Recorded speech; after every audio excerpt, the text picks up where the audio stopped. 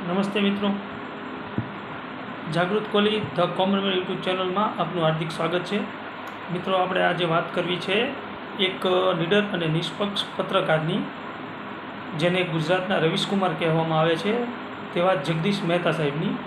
તો મિત્રો, તમને જણાવી દઈએ કે રાજકોટના વરિષ્ઠ પત્રકાર છે જગદીશ મહેતા સાહેબ, જે ગુજરાતની લગભગ તમામ ગુજરાતી ન્યૂઝ ચેનલોમાં ડિબેટમાં તમને જોવા મળી રહ્યા છે અને હંમેશા તેઓ સરકારને અને સત્તાને સવાલ કરતા રહ્યા છે। સરકારની કોઈ પણ નાની મોટી ખામીઓ હોય તો તે ઉજાગર કરવાનું કામ પણ સારી રીતે કરી રહ્યા છે અને તેવા જ પત્રકારને સરકાર દ્વારા દબાવવાના પ્રયત્નો થવાની સંભાવના છે તેવું પોતે પણ જગદીશ મહેતા સાહેબ એક ઇન્ટરવ્યૂમાં કહી ચૂક્યા છે કે અમુક સૂત્રો દ્વારા તેને એવું જાણવા મળ્યું છે કે હંમેશા સરકારને સવાલ કરતા હોય એવા પત્રકારને દબાવવામાં આવે, જેથી કરીને સરકાર વિરુદ્ધ કશું બોલે નહીં।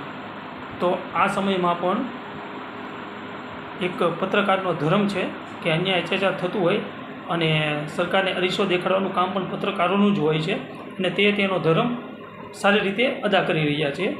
તો તેવા પત્રકારને દબાવવા માટે સરકાર આવનારા સમયમાં કંઈ પણ કાવતરું પણ કરી શકે છે।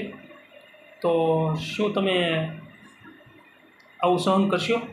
આ એક જ પ્રશ્ન છે, કેમ કે આજ એક પત્રકાર ઉપર આવું થઈ છે। જોકે નેશનલ મીડિયામાં આપણે જોતા રહીએ છીએ કે ઘણા એવા સિનિયર પત્રકારો છે જે સરકાર સત્તા સામે સવાલ કરતા હોય છે, સરકારની કોઈ યોજનાઓમાં કોઈ ખામી હોય છે, કોઈ યોજનાઓમાં ભ્રષ્ટાચાર થયો હોય છે, તેઓ મુદ્દાઓને ઉજાગર કરતા હોય છે અને તેવા લોકો આજની તારીખમાં ઘણા જેલમાં પણ છે અને ઘણા સજા ભોગવી રહ્યા છે અને અમુક લોકોને તો પણ જામીન પણ નથી મળતા।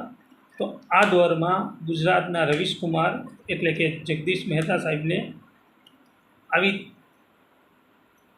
તકલીફો થવાની સંભાવના તો રહેલી છે। તો શું ગુજરાતની પ્રજા સહન કરશે આ વાત? કેમ કે જો આવી કોઈ ઘટના બનશે તો આવો અવાજ કરનારા પત્રકાર ભવિષ્યમાં શું સરકારને સવાલ કરતા થશે? તો તેની સમસ્યાઓ તો ભવિષ્યમાં સામાન્ય જનતાઓને જ પડવાની છે।